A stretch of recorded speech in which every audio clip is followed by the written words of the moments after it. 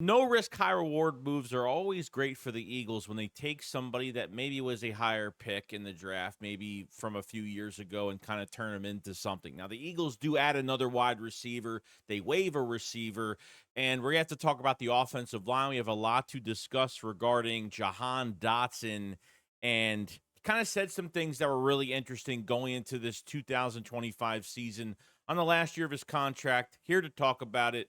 Let's get into it. What's the boogeyman? As a matter of fact, it was.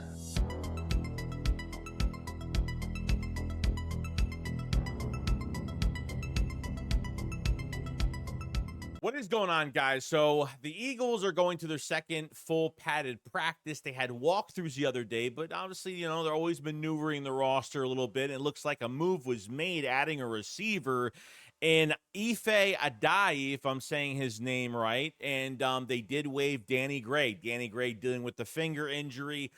He's missed 2 days of camp so far on the injury report, and I would have to say it's because of the collision with Andrew Makuba he had on Saturday. And I thought Danny Gray was having a pretty strong camp for a few days, getting some nice catches there. Now, it looks like Adai was signed in the summer for literally 1 day, and then the Eagles waived him, and then that's when they picked up running back Keelan Robinson off waivers. I think this move is just filling a body at receiver, especially since the numbers are getting low since Danny Gray got injured, and then Terrace Marshall had the leg injury, so hopefully that's not serious, and he's going to miss a lot of time because Terrace Marshall really can't get out of his own way when it comes to injuries in his career, and this is why he was available this past offseason. Now, Ife Adai is 5'10", 175 pounds, undrafted from San Houston State after the 2024 season. Now, he played 54 games, 164 catches for 2,300 yards, 19 touchdowns. He also had 36 carries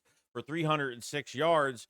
And he had 4 touchdowns on some carries there. He has return punts and kicks. So I would say he's got a little bit of a special teams pedigree. I think they will use him. I think he's just a body at receiver, but I think ultimately they're going to try to put him on special teams as well and see what he could do. Now, if you look at the lower risk, high reward type moves the Eagles can make. Now, we saw that Treylon Burks, the former first-round pick for the Tennessee Titans, was officially waived. Now, by the time you watch this video, maybe he'll be somebody will pick him off waivers or something like that. But would the Eagles actually give this a shot? Maybe bring him in to see what he could do. He's going to be cheap. I mean, theoretically, this was the replacement in Tennessee for A.J. Brown. Never worked out, and he's been injured a lot. And then concussions and in-game injuries. It's just been a complete mess with Treylon Burks. Now, I understand you're going to the second day of full pats, okay? And that's, you can't put too much on a lot of these positions when you really haven't been hitting with full pads on, no joint practices, and no preseason games yet. Elijah Cooks has been your best receiver so far. What are you coming down to now at this receiver core?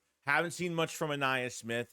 Haven't really seen too much from Johnny Wilson. Haven't really heard much from Giles Jackson, the tryout star. I mean, I haven't really heard much from really anybody else. God forbid you have somewhat of an injury here. Like, who do you trust when it comes to receiver that can go in for a game or go in for a few plays when you really need them? Treylon Burks really wouldn't be a bad move for the Philadelphia Eagles. Like I said, low risk, high reward, and you put him in camp, you throw him in the fire and see what he could do. And he's either going to sink or swim, and if he doesn't work out, you just cut him. So I think that's just another idea that's out there. I mean, it would be pretty insane that if he would actually made the roster as a depth receiver, but, until they make that move, we'll see what happens. But just something that I've been flying out there a little bit when it comes to the ideas of maybe bringing in some more bodies at receiver. Now, we're going to be talking about Jeff Stout in the offensive line. We know that right guard position is really the big competition. So Mekhi Becton left. The Eagles got a comp pick for him.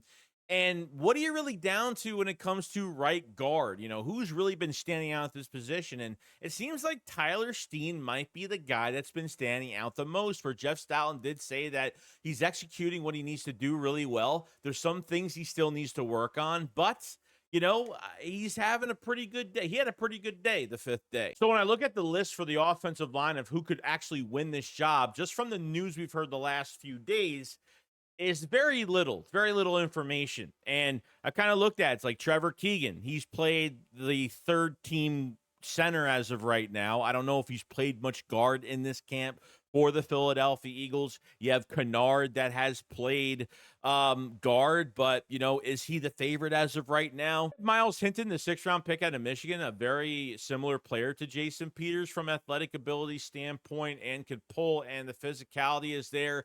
Look, you tried putting Mekhi Becton from a tackle spot to a guard spot, and that was Nick Sirianni's idea. Why not try to do that with some of these big tackles? You know, if they have that athletic ability, I think Miles Hinton has it. Could he play guard? Could he start for the Philadelphia Eagles? Could he make noise if they move him to that spot? I'm not really sure if they have moved him to that spot, but we'll see. And you have Drew Kendall, the 6th-round pick center guard that they drafted this past year as well, and they have him pretty much as the backup center for Cam Jurgens. So this way we don't have to have Landon Dickerson coming in for a game and having to switch too many guys on the offensive line. And Drew Kendall apparently has had a really good camp so far. I'm not sure how many reps he's really played at guard in this offseason program, but I think they really want him to focus on that center spot. But you never know what happens in joint practice the preseason games down the line. So I think this is still an open competition. And then from some of the names that we've said already, it's still not concrete yet on who's really been playing there. But hearing from Jeff Stoutland, his words, and Tyler Steen's name coming up, and a guy in Tyler Steen that's had some starting capability has come in for injuries. I mean, look, I don't know if Tyler Steen is going to be the right guy for this job. And finally, the Eagles do have Kenyon Green, and that was, you know, the former 1st-round pick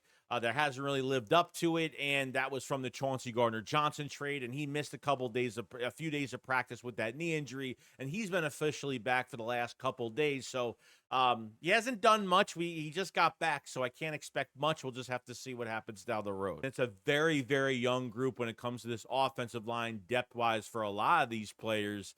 And I guess we'll see, you know, time will tell with this right guard position and who ultimately is going to win that job. Now, we're going to get into Jahan Dotson, okay? This is a big year because the Eagles obviously did not pay him, okay? And they didn't pick up his 5th-year option. Contract year. You know, Jahan Dotson did talk about, you know, going into the 24 season with the Eagles, getting traded really late. We all know what happened. First, it was Anaya Smith that we thought was going to get the job. He didn't get it. He ended up getting hurt. Then Paris Campbell was sort of taking over the wide receiver 3 job.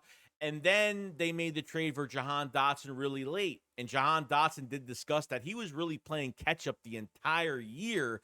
And he was starting every single week. He was just sitting on the flat waiting for Hurts to throw him the football. Like, it was kind of funny because he just was just like never really that big part of the offense. And then the Eagles really took advantage of that once they hit the playoffs because these defenses really didn't know how to defend Jahan Dotson because there was really no tape on him. There was no blueprint on how the Eagles use him. So the Eagles took advantage of him of being that 4th or 5th option, whatever. A touchdown in the Green Bay game, you know, 2 really big catches in the Super Bowl.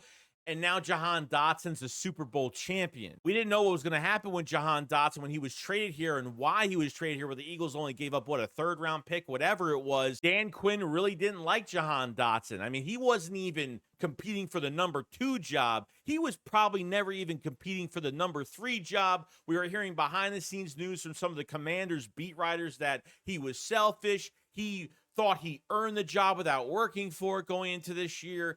Into the 24 season. There was a lot of weird stuff going on. And we were kind of worried, like, is Jahan Dotson not playing well? Did he not have a great camp? But ultimately, the Commanders are just a bunch of dumbasses that let him come to the Philadelphia Eagles, a 1st-round talent coming to the Eagles as a number 3 that could be a number 2 for any team that's out there right now. I have to give Jahan Dotson credit because in an offense like this where everybody wants the ball, he never complained. I mean, he's in a good situation. When you're in a good situation in the league, you're not going to complain about specific things. But let me just say, he really handled it well because a lot of receivers probably wouldn't handle that well. Even Dotson was talking about if it was my rookie or 2nd year coming to this team with the amount of weapons that they have, I mean, I probably wouldn't be handling this well. But he has said he's matured over the years, and yeah, that was a big pill to swallow. You're not getting the ball like almost the entire year. You're blocking, you're doing a lot of the dirty work, and you know, if the opportunity comes where Hurts is going to, you know, aim for you,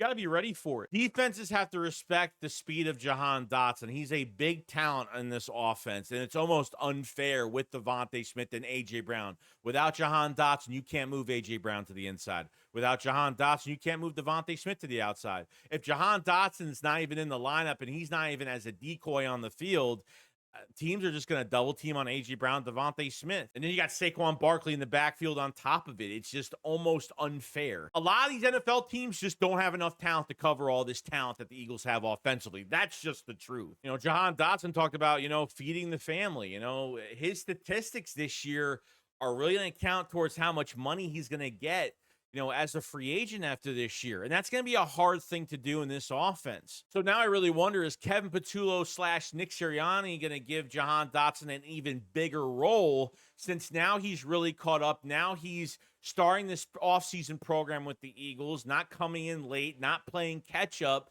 You know, we could really benefit from this. Regardless of what happens after the 25 season with Jahan Dotson, it's going to be hard to replace him. You're never going to have a player of that caliber at wide receiver 3. He's a first-round talent. I mean, he is a 1/2 on any other team right now. I have a lot of faith in this receiver core going into the 2025 season. Depth, not so sure of, to rely on somebody on the back end, but when it comes to the starters, they are capable, they are fast, and they are unstoppable. And I don't know how defenses are ever going to defend against this receiver core, but it's great. And we all love Jahan Dotson. But other than that, that's pretty much it. We talked about the right guard competition still up in the air. Eagles sign another wide receiver. Maybe they go after Treylon Burks. We'll see what happens. Wouldn't be a bad move just to throw him in camp. And Jahan Dotson, how do you feel about his situation this year? And could he be replaced after this year? And how do you feel about his attitude going into the season? Do you think he should have a bigger role with this offense? Guys, let me know in the comment section below. Make sure you subscribe to the channel for more Eagles news every single day. And make sure you hit the like button because it helps out tremendously. You guys enjoy the rest of your day. I'll see you guys on the next one. Shakes what up, follows. Peace out, guys. Peace.